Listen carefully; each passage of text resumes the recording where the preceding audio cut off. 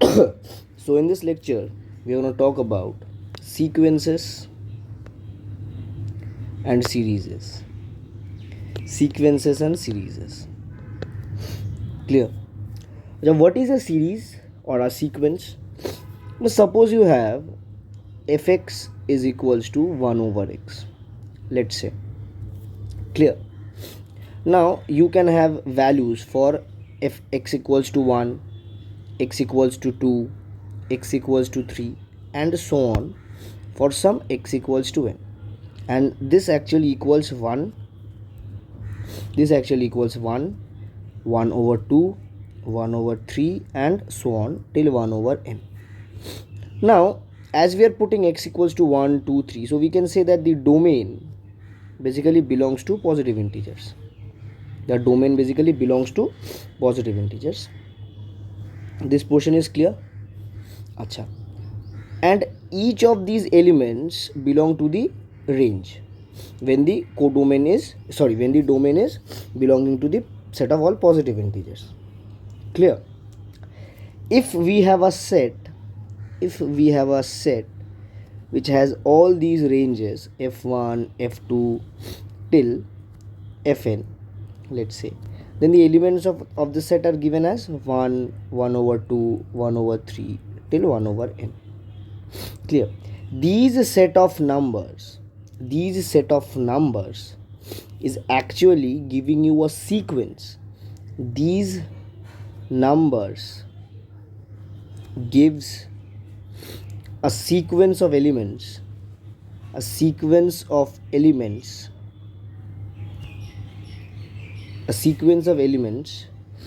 where an, that is any nth term of the sequence, is given by 1 over n. Now is it clear? The basic of what we call a sequence. Sequence is basically an ordered list of things. So here we are having a list of things, right? 1, 1 over 2. Here things are numbers. So 1, 1 over 2, 1 over 3 gives you a list of numbers whose nth term is denoted by 1 over n. And from where actually we have calculated this? From a function which defines the mapping 1 over x. Clear? So basically a sequence is basically defined as a sequence of numbers is a function. A sequence of numbers is a function whose domain is the set of integers greater than equal to some n naught, where n naught belongs to the set of integers. Clear? So what is a sequence in mathematical terms? So a sequence of numbers is a function whose domain is a set of integers greater than equal to some n naught, where n naught belongs to the set of integers. Clear this portion? Okay, so we have numerous sequences we can form on our own. For example, if we have, say, one second.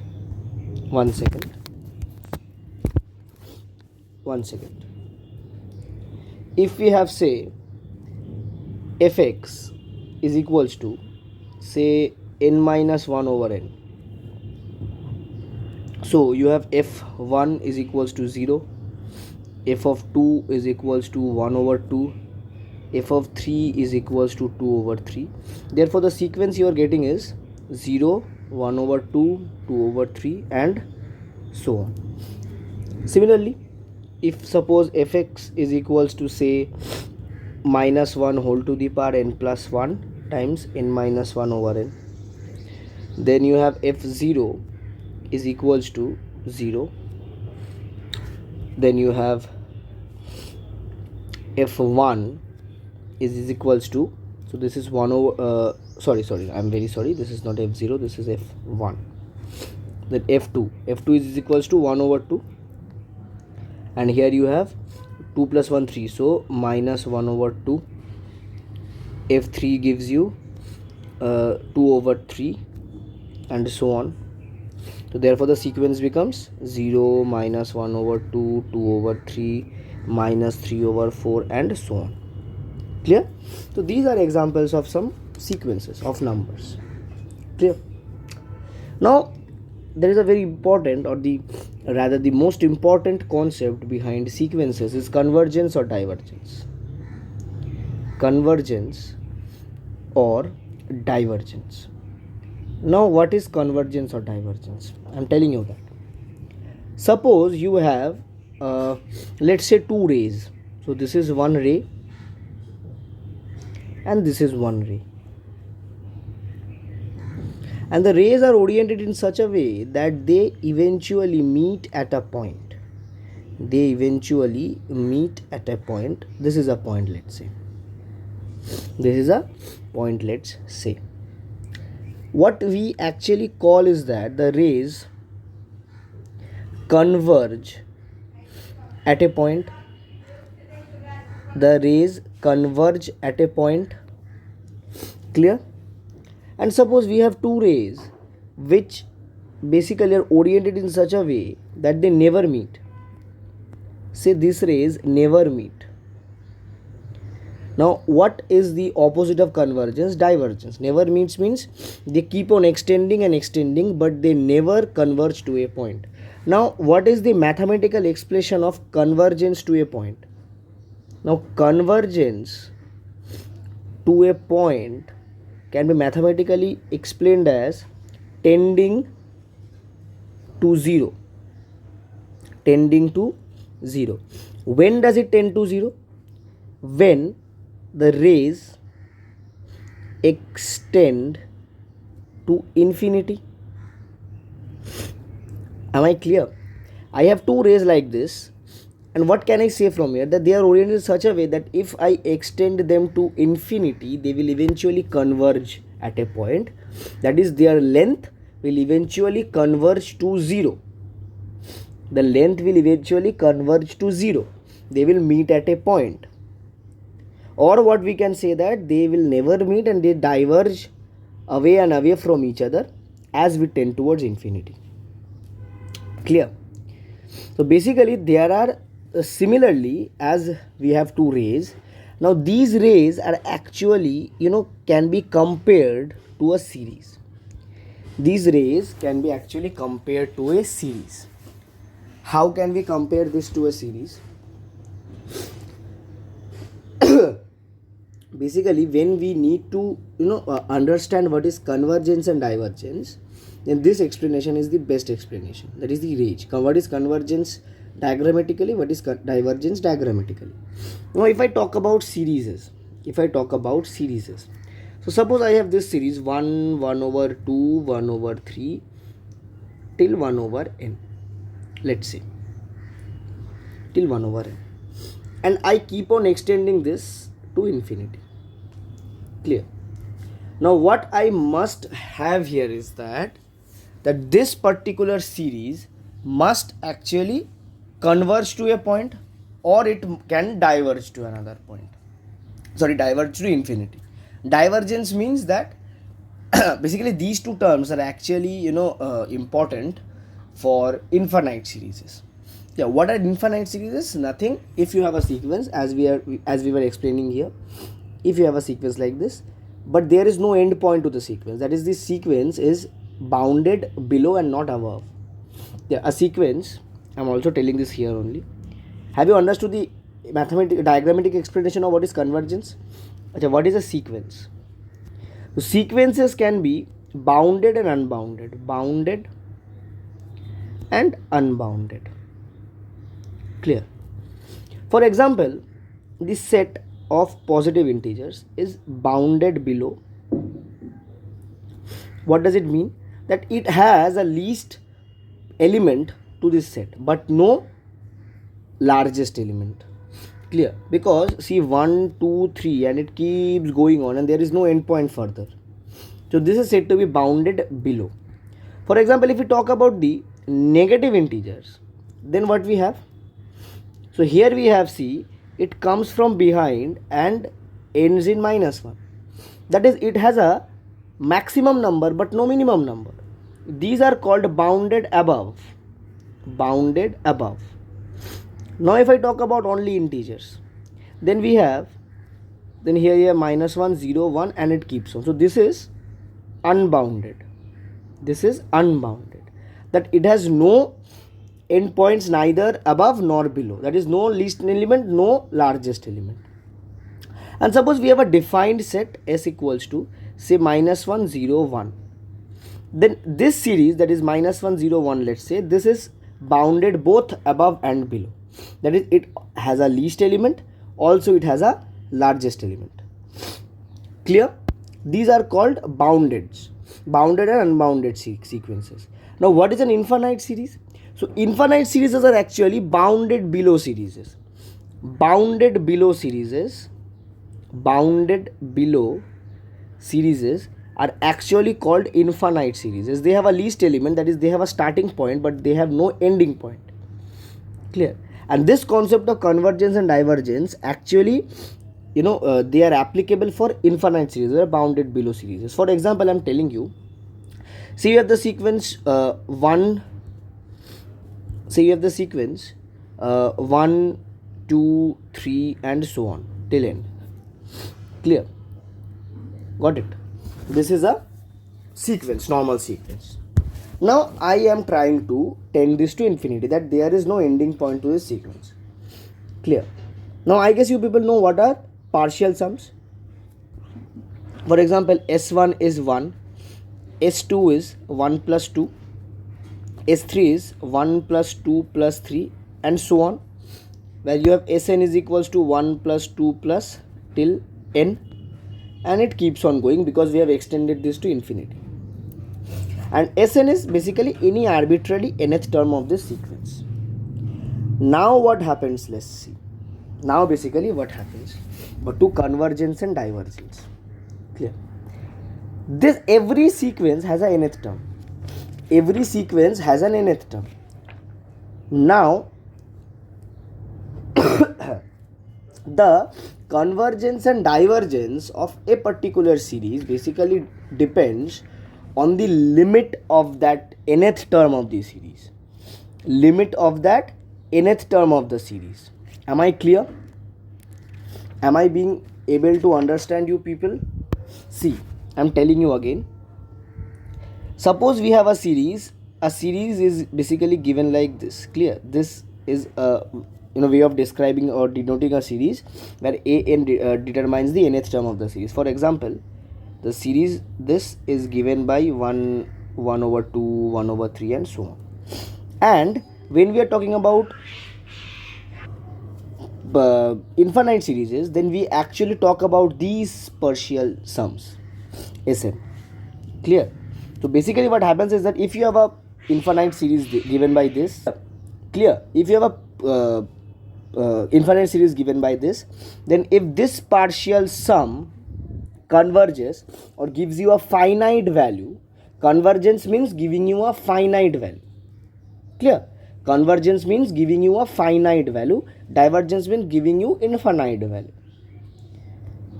Clear? So if this Sn partial sum when tend to infinity, Sn when tends to infinity, if this gives you some finite number, then the sequence converges.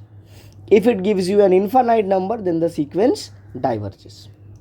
Am I understood? For example, let's say we have the series say AR square till AR to the power n minus 1, let's say. Okay, this is what? So this is basically your GP series. What is the sum of this series? So sum of the series will be given by A times R to the power n minus 1 over R minus 1. Clear? Clear? Now see one thing. See, now this series can diverge or converge depending upon the common ratio. See, first thing first. Now see, we have added these terms, so this is the partial sum of this sequence tending to infinity. Now see, if we apply limit n tends to infinity Sn, then this can have basically two different values. One, it can move to infinity. Second, it can converge to the value a to the power a over r minus 1. Clear? When? See, if R or mod R is less than 1, that is R lies between minus 1 and 1. If R lies between minus 1 and 1, then what happens is that R to the power n basically equals to 0 when n tends to infinity. If this happens, then what does this change to? Sorry, I have done a mistake here. This is not R minus 1, this is 1 minus R. Sorry. Clear? Then what happens? Then your Sn actually becomes a over 1 minus R. But if this value is greater than 1, then what happens? Then R to the power n becomes infinity when n tends to infinity. Infinity or minus infinity? Infinity or minus infinity. Clear? Then what happens? Then basically this also changes to plus minus infinity. It either moves to minus infinity or goes to plus infinity. Diverges. Am I able to am I able to make you people clear what is convergence and divergence of an infinite series? Clear? Okay, I am generalizing the fact once more. You have a series an. You calculate the partial sum of the series, that is summation n equals to 1 to some n, let's say an. Then you find limit n tends to infinity Sn, that can be given by n equals to 1 to infinity an. Clear? If limit n tends to infinity Sn is equals to p, where p is a finite number, then an converges to p, else diverges. Now there is one more property of a series, that is oscillatory property. Clear? A series can oscillate between two values. Okay, suppose you have this sequence 1 minus 1, 1 minus 1, 1 minus 1. So make it clear. See, if your this moves to infinity, let's say. Now if your n is even, then Sn will be 0, and if your n is odd, then Sn will be 1. That is, this sum this series actually oscillates between 0 and 1. Okay, it is neither diverging nor converging, doesn't have a fixed finite value of the partial sum, nor moves to infinity, but oscillates between two values, 0 and 1. Clear? So this is basically the concept of convergence and divergence. Okay, there are basic tests for convergence and divergence which are actually pretty much important. We will be talking about them. Acha, in this lecture I am not actually, because infinite series or sequences rather, when we start, the concept of limit is basically an introductory part to this particular chapter. But I am not actually talking about limits in this chapter, because I have already completed the concepts of limits in my channel. So you can actually go and see it there. What I will be talking about now is how is limit important in infinite series. Clear? Bounding and unbounding series I have done. Convergence and divergence, basic things I have taught. Now we will be talking about simply what are about infinite series. Clear? Got it?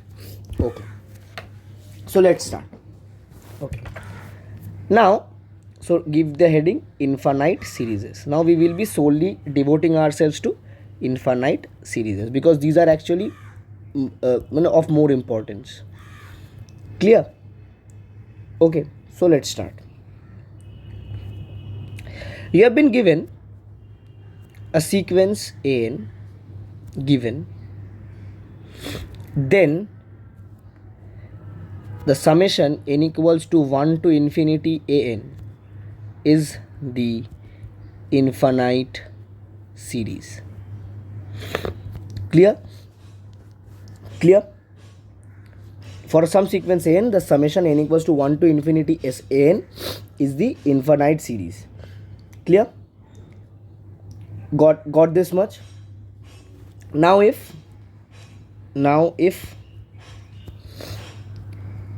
n equals to 1 to infinity an is equals to L, If L is finite, then converging. If L is infinite, then diverging. Clear? Let us understand it through an example. Let's say, okay, so the sequence n of natural numbers, okay, n belongs to positive integers. So this sequence or its summation n equals to, or rather let's say not n anymore, let's say n equals to 1 to infinity is given by what? Or rather let's say k equals to 1 to n is given by what?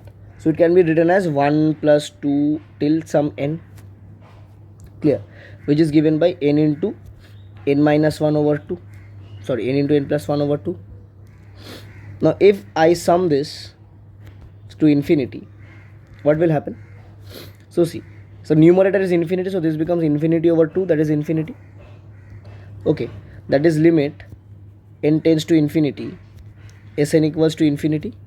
Therefore the series n is diverging. Therefore the series n is diverging. Now let us talk about this series. Let's say 1, 1 over 2, 1 over 4 and so on. Clear? Now if I add these,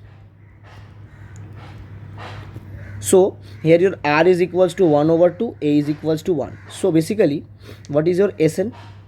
So basically you can write this Sn as, this is an infinite series, so you can apply infinite GP concept. So this becomes 1 over 1 minus 1 over 2, that is 2. Clear? So basically you are getting a finite value for this sum. Clear? Therefore what happens is that this is a converging series, convergence to 2. Clear? I hope this portion is clear. Okay, we can have various examples of this type. Okay, a more interesting converging series are the telescoping series. What are telescoping series? Let's say telescoping series, these are very important series. Suppose we have a sequence 1 over n times n plus 1. So this looks like, say 1 over 2 plus 1 over 6 plus 1 over 12 and so on. Or more generally it can be written as 1 over 1 into 2 plus 1 over 2 into 3 plus 1 over 3 into 4 and so on. This portion is clear. Now carefully notice that each of these fractions can be written as 2 minus 1 over 1 into 2 plus 3 minus 2 over 2 into 3 plus 4 minus 3 over 3 into 4 and so on, which can be further written as 1 minus 1 over 2 plus 1 over 2 minus 1 over 3 plus 1 over 3 minus 1 over 4 and so on. Now if I move up to infinity, then I can easily notice that every every pair of terms after 1 gets cancelled. So basically the answer is left to be 1. So we can actually say that the series 1 over n times n plus 1 converges to 1. Converges to 1. Okay, sum is 1. Its sum is 1. I guess it's clear.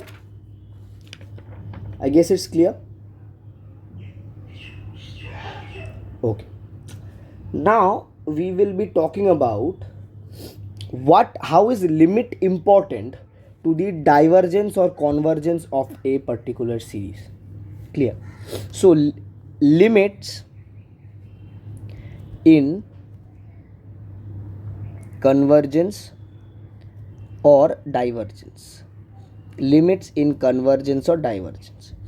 So if limit n tends to infinity, an, that is the nth term of the sequence, equals to 0, then the sequence converges. If limit n tends to infinity, an equals to p, where p either does not exist or P is different from 0, then the sequence AN is diverging. Clear? For example, let's understand. We have already understood that the sequence 1 over 2 to the power n, okay, which we just calculated to be converging. Okay, where did it go? This one. Clear? So this one we have just proved is to be converging. Okay. So let's prove it using this particular limit concept. See, one thing very clearly, limit n tends to infinity 1 over 2 to the power n will be equals to 1 over infinity, because 2 to the power n tends to infinity where n tends to infinity, which is equals to 0. This much is clear. Further see limit, suppose we have one more sequence. Say we have the sequence n plus 1 over n. We have this particular sequence n plus 1 over n. Now this series is always diverging, because basically this series, the elements of the series keeps on increasing. Okay, the elements of the series keeps on increasing, and since it keeps on increasing, so it has no end point actually. Its values keep on increasing. Clear? So what happens is that limit n tends to infinity n plus 1 over n, this actually gives you 1. Since it is different from 0, so this series basically is diverging. Therefore, in this lecture, we have actually understood how to prove or how to identify whether a infinite series is converging or diverging. Okay, I am keeping this lecture up till this much. In the next lecture, we will start with combining series and we will move to tests to prove whether a series is converging or diverging. So meet you guys in the next lecture.